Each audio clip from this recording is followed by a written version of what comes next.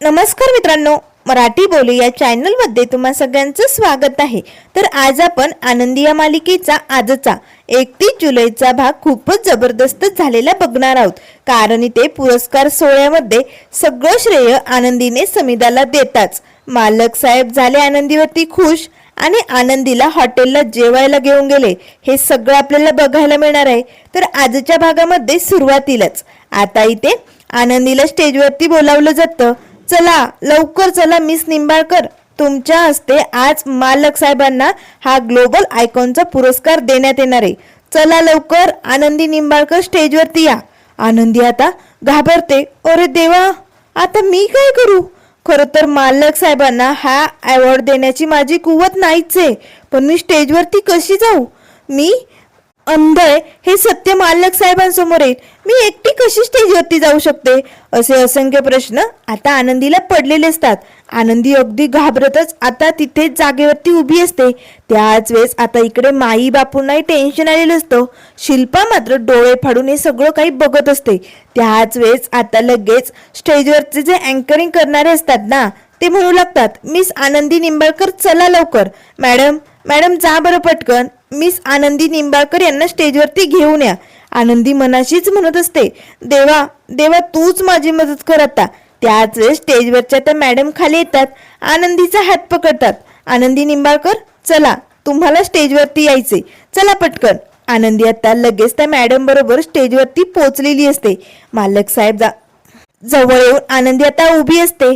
त्याच वेळेस आता लगेच मालक साहेब म्हणू लागतात, आनंदी अगं काय झालं, तुला बरं वाटत नाहीये का, तुला अस्वस्थ वाटतंय का। तेव्हा आनंदी म्हणू लागते, नाही मालक साहेब मी अगदी ठीक आहे। तेव्हा लगेच आता मिस आनंदी निंबाळकर, तुम्ही मालक साहेबांना एवढा मोठा अवॉर्ड भेटतोय, एवढा मोठा मान सन्मान भेटतोय, त्याविषयी तुम्ही 2 शब्द नक्कीच बोलू शकता। प्लीज आनंदी निंबाळकर, आम्हाला तुमचे ते 2 शब्द ऐकायचेत। आता आनंदी घाबरते, अरे बापरे आता मी माईक पर्यंत कशी पोहोचू, सगळ्यांसमोर मी जर इथे पडले तर काय होईल। आता लगेच आनंदीला या खडूस शिल्पाचं बोलणं आठवतं, ए आनंदी तू आंधळी हे सत्य आजवर युगंधर पासनं जसं दूर राहिलं ना, तसं इथून पुढेही ते दूरच राहायला पाहिजे। तू आंधळी हे सत्य त्याच्या समोर येता कामा नये, अशी धमकी या शिल्पाने तिला देऊन ठेवलेली असते। त्यामुळे आनंदी घाबरते, अरे बापरे आता मी कुठल्या संकटात अडकले। तेव्हा मालक साहेब म्हणू लागतात, अगं आनंदी अगं कसला विचार करतेस, अगं जा की, अगं 2 शब्द बोल आनंदी, बोलशील ना। तेवढ्यात लगेच आता त्या मॅडम येतात आणि आनंदीच्या हातात माईक देतात। आनंदी लगेच आता बोलायला सुरुवात करते। सगळेजण आता या मिस निंबाळकरकडे बघत असतात। तेव्हा लगेच आनंदी म्हणू लागते, इथे जमलेले सगळे पाहुणे मंडळी आणि सगळी मोठी माणसं यांचे मी प्रथम आभार मानते, कारण त्यांनी मला एवढा मोठा मान दिला, सन्मान दिला। या सोहळ्यामध्ये अवॉर्ड देण्याचा मान सन्मान खूप मोठा आहे आणि त्यासाठी तुम्ही मला पात्र धरलं, यासाठी सगळ्यांचे आभार। खरं तर मी वयाने खूप लहान आहे, पण मालक साहेबांना हा अवॉर्ड देण्याचा मान मला भेटलाय। खरंच हे माझं ना सुदैवच म्हणावं। पण खरं सांगते, मालक साहेबांच्या या सगळ्या हिमतीमागे, मेहनतीमागे आणि या यशामागे सगळ्यात मोठा हक्काचा वाटा असेल ना, तर तो समीदाताईचा। आज जो काही मान सन्मान मालक साहेबांना मिळतोय, या सगळ्या मागे खूप मोठं श्रेय समीदाताईचं आहे। त्यामुळे हा सगळा मान सन्मान खरं तर समीदाताईंचाच आहे। पण माझं सुदैव म्हणून हा मान मला मालक साहेबांना द्यायला मिळतोय। आता मात्र आनंदी ते मालक साहेबांचं मनच जिंकते। मालक साहेब एकटक आनंदीकडे बघू लागतात, कारण एवढ्या मोठ्या सोहळ्यामध्ये आनंदीने समीदाचं कौतुक केलेलं असतं, तिच्याबद्दल 2 शब्द बोललेले असतात। मालक साहेबांना अगदी भरून आल्यासारखं वाटतं। त्याच वेळेस आता लगेच मालक साहेब आनंदीच्या हातनं माईक घेतात। तेव्हा लगेच मालक साहेब म्हणू लागतात, अगदी बरोबर आनंदी आता जे काही बोलली ना, ते अगदी बरोबर। आजपर्यंत माझ्या यशामागे माझा कुणाचा मोठा वाटा असेल ना, तर तो माझी पत्नी समीदा। तिच्या आशीर्वादाने आणि तिच्या पुण्याईने हे सगळं घडत आलंय। खरंच तिची इच्छा मी पूर्ण करत आलो आणि एवढ्या मोठ्या यशापर्यंत पोहोचलो। पण हेच सत्य नाहीये, माझ्या घरामध्ये, माझ्या बिझनेसमध्ये सगळ्यात मोठं स्थान आणि महत्त्व आनंदीला पण जातं। आणि हे मी आणि हे जग नाकारू शकत नाही, कारण माझ्या घरात आणि बिझनेसमध्ये आनंदीचंही खूप महत्त्व आहे.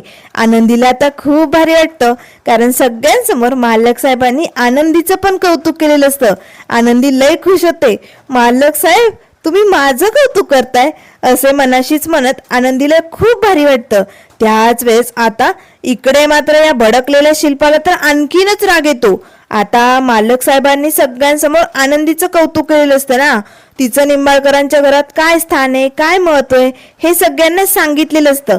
तेव्हा लगेच आता ते मंत्री म्हणू लागतात, चला तर मग हा खास ग्लोबल आयकॉनचा पुरस्कार मिस निंबाळकर यांच्या हस्ते मालक साहेबांना भेटणार. आता लगेच आनंदीच्या हातात तो मोठा ग्लोबल आयकॉनचा पुरस्कार दिला जातो. आनंदी खूप खुश असते, अगदी गाळ्यातल्या गाळ्यात हसत असते. आता आनंदी लगेच तो पुरस्कार मालक साहेबांच्या हातात देते. दोघांचं मस्त फोटो सेशन केलं जातं. आनंदी मालक साहेब दोघेही अगदी फोटोत खूप छान दिसत असतात, अगदी हसत असतात, दोघेही खूपच खुश असतात. त्याच वेळेस आता इकडे शिल्पा मात्र खूपच भडकते, कारण आता सगळ्यांसमोर तिला आनंदीची वाट लावायची असते, पण सगळं काही उलट घडलेलं असतं ना. तेव्हा लगेच आता आनंदी मनाशीच म्हणू लागते, देवा, मालक साहेबांना हवं तेवढं सगळं सुख दे. जगात जे काही सुख आनंद असेल ना, ते सगळं मालक साहेबांच्या वाट्याला येऊ दे. माझ्या आयुष्यात जे काही उरलेली सुख असतील, आनंद असतील, ते सगळं मालक साहेबांना मिळू दे, फक्त मालक साहेबांना, असे म्हणत आनंदी गालातल्या गालात हसत असते. त्याच वेळेस इकडे शिल्पा म्हणू लागते, बघा बघा कशी गालातल्या गालात हसते, बघा या पोरीने ना सगळं काही विस्कटून टाकलंय, बघितलं. आणि तिचंच हा युगंधर 100 लोकात कौतुक करतोय, तिचा गुणगौरव करतोय. युगंधर पण ना तिचीच बाजू घ्यायला लागलाय. हिने ना मुद्दामून केलंय हे सगळं. आधी मुलांना तिच्या बाजूला वळवलं आणि आता युगंधर असा कसा वागू शकतो? आमच्या दोघांच्या नात्यामध्ये तिने फूट पाडली. आज मला माझ्या भावापासून वेगळं केलं या पोरीने. त्यावर लगेच माई म्हणू लागतात, आनंदी असं काहीही करणार नाहीये शिल्पा. हे बघ शिल्पा, तुला सगळं काही दिसतंय ना, आनंदीने मुलांना आपलंसं केलं, मुलं तिच्या बाजूने झाली, युगंधर तिचं कौतुक करतोय, हे सगळं तुला दिसतंय, पण अजून डोळे उघडे करून बघ. अगं, आनंदीला या पुरस्कार सोहळ्यात एवढा मोठा मान सन्मान मिळाला, तरीही तिने या सगळ्याचं श्रेय आपल्या समिधाला दिलंय. तिला या सगळ्याचं श्रेय मोठेपणा नकोय ग शिल्पा, तुला कळत कसं नाहीये? त्यावर लगेच बापू म्हणू लागतात, शिल्पा हे बघ, आम्ही तुझी घालमेल समजू शकतो ग, कारण तुला या घरातील समिधाची जागा कुणालाही द्यायची नाहीये. आनंदी समिधाची जागा घेते की काय अशी भीती तुझ्या मनात आहे की नाही? पण शिल्पा, आम्ही तिचे आई वडील आहोत. समिधा आमची मुलगी आहे ग, आणि समिधाची जागा आनंदी घ्यायला आलेली नाहीये. तिला ती जागा घ्यायचीच नाहीये शिल्पा. त्यामुळे प्लीज तू आनंदीला समजून घे आणि नीट डोळ्यावरची पट्टी काढून बघ. आनंदी समिधाची जागा घ्यायला आलेलीच नाहीये. तेव्हा शिल्पा म्हणू लागते, बास, आता लय ऐकून घेतलं आणि मला तुमचे सल्ले ऐकायचे नाहीये. ती आनंदी कशी आहे ना हे मला चांगलंच माहिती. तिच्यामुळे मला युगंधरने या घरातनं जायला सांगितलंय. तेव्हा लगेच माई म्हणू लागतात, थांब शिल्पा, तू या घरातनं कुठेही जाणार नाहीये. हे घर तुझं हक्काच आहे, तू इथेच राहणार आहे. त्यावर शिल्पा म्हणू लागते, वाटत होतं मला ते, हे घर माझं स्वतःचं हक्काचं हे वाटत होतं, पण तो माझा एक भ्रम निघाला. माझ्या सख्या भावाने युगंधरने मला या घरातनं चालतं व्हायला सांगितलंय. त्यामुळे आता या घरात मी एक क्षणही थांबणार नाहीये. मी निघून जाणार आहे. या घरासाठी मी आजवर काय काय केलं, खूप काय केलं, आणि जेव्हा सगळे आता त्यांच्या त्यांच्या मार्गाला लागले तेव्हा ते मला विसरले. म्हणून काय झालं, मी आता या घरात तग धरणार नाहीये. आता मी कायमची चालले. आता मी कुणाचंच ऐकणार नाही. असे म्हणतात शिल्पा निघालेली असतानाच माई म्हणू लागतात, थांब शिल्पा, तू असं करू नको. हे बघ शिल्पा, हे घर तुझं, ही सगळी माणसं तुझी हक्काची. आणि युगंधर रागाच्या भरात बोलला असेल ग, कारण तुझी पण चूक झाली की नाही. तू मला काय बोलली फोनवरती? आनंदीला मी मस्त नऊवारी साडी दागदागिने घालून अगदी छान तयार करून पाठवलंय असं म्हटली होती ना. पण तू काय केलं खरं? तू आनंदीला तो वेस्टर्न गाऊन घातला आणि तिकडे पाठवलं. तेव्हा बापू म्हणू लागतो, हो, आनंदीला असं वेस्टर्न गाऊन मध्ये बघितल्यानंतर युगंधर भडकला असेल ग, आणि नको नको ते तुला बोलून गेलं असेल. त्यावर लगेच शिल्पा म्हणू लागते, घ्या आता तुम्ही सगळं खापर माझ्यावरतीच फोडा. सगळं माझ्याच माथ्यावर मारा, कारण चूक तर माझीच आहे ना. मी यांना एवढं जीव लावलं, लहानाचं मोठं केलं, सगळं सांभाळलं ना, इथेच चुकलं माझं. त्यामुळे आता ना मला काही ऐकायचंच नाहीये. आता मी हे घर सोडून जाणार. तेव्हा माई म्हणू लागतात, शिल्पा थांब अगं, असं नको करू शिल्पा. हे बघ, उगाच रागाच्या भरात कुठलाही निर्णय घेऊ नको. शांत डोक्याने विचार कर. आता युगंधर आणि आनंदी सोहळ्यावरनं घरी येतील. जेव्हा युगंधर तुला बघेल ना समोर, त्यालाही बरं वाटेल ग. तू त्याच्या समोर जा आणि त्याला एक सॉरी म्हण. बघ, युगंधर तुला एका क्षणात माफ करून टाकेल. त्यावर लगेच शिल्पा म्हणू लागते, जमणार नाही. मी युगंधरला एक काय कधीच सॉरी म्हणणार नाहीये, कारण चूक माझी नाहीच आहे. आणि मुळात म्हणजे मी या घरात थांबणारच नाहीये. मी चालले हे घर सोडून, आणि आता मला कोणीही थांबवण्याचा प्रयत्न करू नका. असे म्हणत आता भडकलेली शिल्पा लगेच आपली बॅग घ्यायला रूम मध्ये जाते. तर त्यानंतर इकडे मालक साहेबांना आता एवढा मोठा पुरस्कार सहपत्नी आनंदीच्या हस्ते भेटलेला असतो. आता दोघेही खूप खुश असतात. तेव्हा लगेच मालक साहेब म्हणू लागतात, आनंदी चल आता मी ना तुला मस्त हॉटेलला जेवायला घेऊन जाणार आहे. आनंदीला धक्का बसतो, अरे बापरे, हॉटेलला जेवायला? त्यावर मालक साहेब म्हणू लागतात, हो आनंदी, तुला आवडत नाही का हॉटेलला यायला? चल मी तुला घेऊन जाणार आहे आज, चल पटकन. असे म्हणत आता आनंदीचा हात मालक साहेब पकडतात आणि लगेच मालक साहेब आनंदीला स्टेजवरनं खाली घेऊन आता हॉटेलकडे निघालेले असतात. सगळे जोरजोरात टाळ्या वाजत असतात. निंबाळकरांच्या या जोडीचं कौतुक करत असतात. भरभरून सगळ्यांनी आता कडाक्याच्या टाळ्या वाजवलेल्या असतात. शिर्के मात्र खूप खुश होतात आणि तातडीने तिकडनं निघालेले असतात. आनंदीला मात्र टेन्शन आले असतं, कारण हॉटेलमध्ये गेल्यानंतर माझं सत्य मालक साहेबांसमोर येणार तर नाही ना, याची भीती तिला वाटत असते. तर त्याच वेळेस इकडे मुंबईला आता आरती बेशुद्ध अवस्थेत बेडवरती पडलेली असते.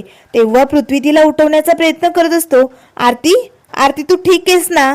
आरती अगं उठ ना. आता पृथ्वी पटकन बॉटल मधलं पाणी आता आरतीच्या तोंडावरती शिंपडतो. आरती आता पटकन उठते. दूर हो, दूर हो, मला काही करू नको, दूर हो. त्याच वेळेस पृथ्वी म्हणू लागतो, आरती, आरती अगं मी पृथ्वी आहे, मी राघव नाहीये, शांत हो. आता लगेच आरती खूप घाबरलेली असते. पृथ्वीकडे बघताच आरती पटकन त्याला घट्ट मिठी मारते. आता पृथ्वी मात्र एक नाही दोन नाही, आता तोही आरतीच्या पाठीवरनं हात फिरू लागतो, कारण आरती खरंच खूप घाबरलेली असते, रडत असते. तेव्हा तो आता आरतीची समजूत काढू लागतो. आरती, आरती शांत हो, काहीही झालेलं नाहीये, त्या राघवने तुला हातही लावलेला नाहीये, सगळं काही ठीक आहे, तू काळजी करू नको, टेन्शन घेऊ नको. बरं इथे बैस, बरं शांत थांब, मी तुला पिण्यासाठी पाणी देतो. आता आरती पाणी पिऊ लागते. त्याच वेळेस आता लगेच पृथ्वी म्हणू लागतो, आरती तो राघव ना एक नंबरचा घाणेरडा माणूस आहे. हे बघ आता तू अगदी सेफ आहे, काळजी करू नको, मी आहे ना तुझ्यासोबत. तेव्हा आरती म्हणू लागते, एक नंबरचा वाईट माणूस आहे, मला वाटलं नव्हतं असा असेल तो माणूस, एक नंबरचा घाणेरडा आहे तो राघव. त्याच वेळेस आता लगेच पृथ्वी आता बाजूला जातो आणि म्हणू लागतो, आरती पण या सगळ्यात ना मोठी चूक तुझी आहे. मी सांगितलं होतं ना तुला, त्या राघवपासनं दूर राहा, कारण मी पाहिल्या क्षणी त्याची नजर कशी घाणेरडी ना हे मी ओळखलं होतं. म्हणून मी तुला सांगत होतो त्याला भेटायला जाऊ नको, पण तू माझं ऐकलं नाही आणि हाताने हे सगळं वाढून ठेवलंय. त्यावर लगेच आरती म्हणू लागते, हो तुला माहिती होतं, तुला कळलं होतं, तर मला का नाही सांगितलं स्पष्टपणे? मी कशाला भेटले असते त्याला, कशाला बोलले असते त्याच्याशी? मला वाटलं फक्त तो डिझाईन बघतोय, कामाशी काम ठेवतोय, मला काय माहिती त्याच्या मनात असं काहीतरी. त्यावर लगेच आता पृथ्वी म्हणू लागतो, हो का, म्हणजे इथे चूक माझीच आहे का? मी तुला एवढी मदत केली, ती कुठे गेली? त्यावर आरती म्हणू लागते, कोणी बोलावलं होतं तुला मदतीला? मी सांगितलं होतं का मदत करायला? नाही ना, खरं तर चूक तुझीच आहे, तुझ्यामुळे माझ्यावरती अशी वेळ आली होती. तेव्हा लगेच पृथ्वी म्हणू लागतो, बास मला आता बोलायचंच नाहीये, काही झालं तरी माझ्यावरती आरोप लावते, खरी चूक तुझी आहे, मला ना तुझ्याशी बोलायचं नाहीये. दोघे आता बाजूला बसतात, अगदी असे फुगून बसलेले असतात. तर त्यानंतर इकडे आता मालक साहेब आनंदीला आता हॉटेलवरती घेऊन आलेले असतात. आता लगेच आनंदी तिथे सोफ्यावरती बसते. तेव्हा मालक साहेब म्हणू लागतात, आनंदी कसं वाटलं हॉटेल? मस्त आहे ना, तुला आवडलं का? त्यावर आनंदी म्हणू लागते, हो मालक साहेब. आता मालक साहेब लगेच आनंदीला सांगू लागतात, माझं अगदी फेवरेट हॉटेल आहे, खूप आवडीचं. जेव्हा कधी फॅक्टरीमध्ये कोणी बिझनेसमॅन येतात, जो कोणी डील फायनल करण्यासाठी प्रमुख पाहुणा येतो ना, त्याला मी इकडेच याच हॉटेलमध्ये घेऊन येत असतो. त्याच वेळेस वेटर दादा येतात. मालक साहेब, काय ऑर्डर आणायची? आता त्यांनी ते पुस्तक मालक साहेबांच्या हातात दिलेलं असतं. तेव्हा मालक साहेब ते आनंदी समोर ठेवतात. आनंदी, बघ तुला काय मागवायचंय बघ बरं. त्यात सगळं काही असतं त्या मेनू कार्डमध्ये. बघ पटकन उघड ते पुस्तक. आनंदीला धक्का बसतो. अरे बापरे, मला दिसत नाही, मला वाचता येत नाही. हे मालक साहेबांना कळेल, आता मी काय करू? त्याच वेळेस मालक साहेबांचं लक्ष समोर एक मूर्ती असते, अगदी छान रेखीव कोरलेली. तेव्हा मालक साहेब म्हणू लागतात, आनंदी, अगं ही मूर्ती काय मस्त आहे ना, काय कोरीव काम केलंय तिच्यावरती. आनंदी आता वेटर दादाकडे बघते आणि म्हणू लागते, वा, किती छान वाटते ना, अगदी असं वाटतंय की जिवंतच आहे कोणीतरी, खरंच काय मस्त काम केलंय. तेव्हा मालक साहेब एक क्षण आनंदीकडे बघू लागतात. अगं ए आनंदी, वेटर दादांकडे बघून काय बोलतेस तू? अगं मूर्ती माझ्या पाठीमागे. तेव्हा आनंदी म्हणू लागते, ते मालक साहेब मी मूर्ती बघितली होती, पण मध्येच वेटर दादा आले ना, म्हणून माझं लक्ष त्यांच्याकडे गेलं. तेव्हा लगेच मालक साहेब म्हणू लागतो, बरं बरं ठीक आहे, ते पुस्तक बघ बरं, चल पटकन. आनंदी आता ते पुस्तक ओपन करते, पण आता ते उलट ठेवलेलं असतं. तेव्हा आता आनंदी अशी बोटांनी चापलून बघू लागते. तिला काही वाचता येत नाही, कारण तिला दिसतच नसतं ना. त्यावर लगेच मालक साहेब म्हणू लागतो, आनंदी, अगं काय करतेस तू? अगं पुस्तक उलट पकडलंय तू. त्यावर आनंदी म्हणू लागते, मालक साहेब, मी मुद्दामूनच उलट पकडलंय, तुम्हाला बघता येईल ना म्हणून. मला ना यातलं काही जमत नाही हो. काहीही मागवा, मला चालेल, तुमच्या पद्धतीने काहीही मागवा. त्यावर मालक साहेब हसू लागतात. तुमच्या बायकांचं पण ना काही खरं नसतं. त्या मितालीला जरी कधी हॉटेलला जेवायला आणलं ना, तरी ती असंच म्हणत असते, काहीही मागवा. आता एवढं मोठं पुस्तक सोडून हे वेटर दादा काहीही कसं देतील? काहीही भेटत नाही इकडे. त्यावर आनंदी हसू लागते. मालक साहेब, तुम्ही जे मागवाल ना ते मी आवडीने खाईल. तेव्हा मालक साहेब म्हणू लागतात, नक्की ना? त्यावर आनंदी म्हणू लागते, हो हो नक्की. त्याच वेळेस मालक साहेब म्हणू लागतात, वेटर दादा, हे बघा एक भरली वांगी आणा. आनंदीला धक्का बसतो, काय भरली वांगी? तेव्हा मालक साहेब म्हणू लागतो, हो, तुला नाही आवडत का? त्यावर आनंदी म्हणू लागते, आवडते ना, आवडतं आवडतं. त्याच वेळेस मालक साहेब म्हणू लागतात, आणि अजून भेंडी फ्राय आणा. आणि त्याबरोबर आता आनंदीला धक्का बसतो, भरली वांगी, भेंडी फ्राय, हॉटेलमध्ये कोणी अशा भाज्या मागवतं का? हे तर माणूस घरी पण खातं ना. आणि यातलं तर मला काहीच आवडत नाही. भरली वांगी आणि भेंडी फ्राय मला अजिबात आवडत नाही, मग मी काय खाणार? त्याच वेळेस मालक साहेब म्हणू लागतात, त्याबरोबर मस्त तंदुरी रोटी आणा. तेव्हा आनंदी खुश होते, चला, रोटी तरी मला खाता येईल तेवढं बरं पडेल. त्याच वेळेस मालक साहेब म्हणू लागतात, एक मिनिट दादा, रोटी नको. भरल्या वांग्याबरोबर रोटी कशी खाणार? चपाती मागवा. आनंदीला धक्का बसतो, अरे देवा, हॉटेलमध्ये असं कोणी जेवतं का? आता यापैकी तर मला काहीच आवडत नाही. त्याच वेळेस मालक साहेब म्हणू लागतात, एक मिनिट, चपाती नको, त्याचबरोबर राईस पाठवा, मस्त जिरा राईस, चालेल? तेव्हा आनंदी म्हणू लागते, चालेल, पण देवा, मला या तिन्हीपैकी काहीच आवडत नाही, पण आता मला जबरदस्तीने खावं लागेल का? काय होणार आहे? असा प्रश्न आनंदीला पडलेला असतो. तर इकडे घरी आता ही शिल्पा आपल्या रूममध्ये येते, बॅग घेऊन निघालेली असते. माई बापू तिला समजवण्याचा, थांबवण्याचा प्रयत्न करत असतात. तेव्हा लगेच शिल्पा म्हणू लागते, बापू तुम्ही मला थांबू नका, मी माझा राग शांत करणार नाहीये, मला हे घर सोडायचे, मला इथे अजिबात राहायचं नाहीये. तेव्हा शिल्पा म्हणू लागते, जाऊ द्या मला, सोडा माझी बॅग. त्याच वेळेस माई बापू म्हणू लागतात, शिल्पा, शिल्पा, अगं असा वेडेपणा करू नको ग, आता ताईपणा करते शिल्पा, तू ऐक ग माझं. पण शिल्पा काही ऐकायला तयार नसते. त्या आनंदीमुळे घडतंय हे सगळं, तिच्यामुळे मला या घरातनं जावं लागतंय ना. पण बास, आता मला माझा अजून अपमान करून घ्यायचा नाहीये. युगंधरने मला माझी लायकी दाखवली ना, बास, या घरासाठी मी काय काय केले, आता माझी सहनशक्ती संपली आणि ती संपून हद्द पार होण्याआधी मला इकडनं निघावं लागेल. त्यामुळे तुम्हाला त्या पोरीवर राहायची हौस आहे ना, मग तुम्ही राहा या घरात, मी चालले. असे म्हणताच रूमच्या बाहेर शिल्पा बॅग ओढत निघालेली असतानाच विद्याधर येतो. ताई, ताई, अगं तू काय करायली? तू या निंबाळकरांची हवेली सोडून निघली? अगं ताई, हे घर तुझं आहे, तुला कळत नाही का? त्यावर लगेच आता माई बापू म्हणू लागतात, विद्याधर तूच आता शिल्पाला सांग बाबा काहीतरी, ती आमचं ऐकतच नाहीये, घर सोडून निघाली. तेव्हा विद्याधर म्हणू लागतो, माई बापू तुम्ही बाहेर जा, मी ताईशी बोलतो, प्लीज माई बापू, मी समजावतो तिला. आता माई बापू तिकडनं निघून जातात. शिल्पा लगेच आता बाजूला पाठीमागे जाऊन उभी असते. आता हा विद्याधर पटकन दरवाजा बंद करतो. ताई ताई, अगं तू हे घर सोडून का चालली ताई? अगं हे बघ ताई, मी लहानपणापासून बघत आलोय, सगळ्यात जास्त प्रेम तुझं त्या युगंधरवरती आहे. तू आम्हा दोघां भावामध्ये सारखा भेदभाव करत असते. हे बघ, तू कधीही मला त्याच्यापेक्षा कमीच लेखलंय, कारण तुझं त्याच्यावरती जास्त प्रेम आहे ना. याचं मला खूप वाईट वाटलं ताई. पण ताई, तुझं जरी माझ्यावरती कमी प्रेम असले ना, माझं तुझ्यावरती खूप प्रेम आहे, कारण तुझ्यामध्ये मला आपली स्वर्गात गेलेली आई दिसते ग. आता शिल्पा लगेच विद्याधरकडे बघते. तेव्हा विद्याधर म्हणू लागतो, ताई आणि हा भाऊ तुला शब्द देतोय, आज मी असं काहीतरी करणार आहे ना की त्या आनंदीची लायकी, तिचं अस्तित्व जळून खाक होणार आहे.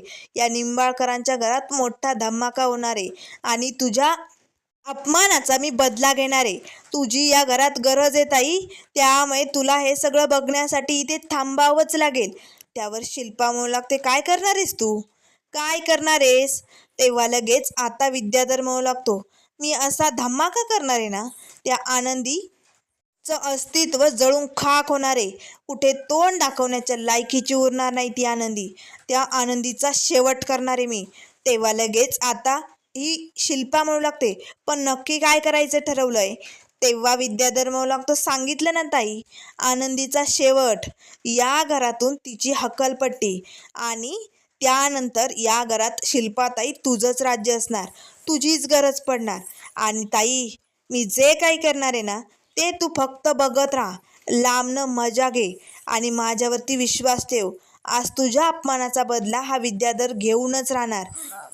येऊ दे त्या आनंदीला निंबाळकरांच्या हवेलीत, लय त्या युगंधरच्या जीवावरती थुई थुई मोरावानी नाचायली ना, आता मी तिला लायकी दाखवणार, असं आता या विद्याधरने ठरवलेलं असतं. तर त्यानंतर मित्रांनो, पुढील भागामध्ये आपल्याला बघायला मिळेल, आता मालक साहेब आणि आनंदी खूपच आनंदात घरी आलेले असतात. पण घरी मात्र या विद्याधरने मोठा डाव टाकलेला असतो. तीनही मुलांना घरी बोलावून घेतलेलं असतं. मालक साहेब आणि आनंदीची एंट्री हवेलीत होताच तीनही मुलं जोरजोरात टाळ्या वाजू लागतात.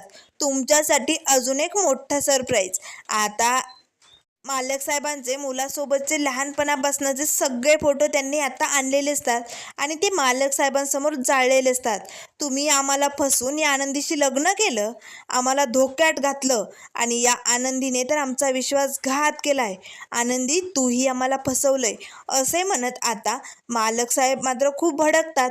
पण मालक साहेब आता आनंदीची बाजू मुलांना कशी पटवून देणार, आनंदीचं महत्त्व, तिची हुशारी, हे सगळं मुलांना समजल्यानंतर विद्याधरचा डाव कसा फसणार, हे सगळं आपल्याला बघायला मिळेल. त्यामुळे मित्रांनो, अशाच मालिकेंच्या अपडेट पाहण्यासाठी चॅनलला लाईक करा, सबस्क्राईब करा. व्हिडिओ पाहिल्याबद्दल धन्यवाद.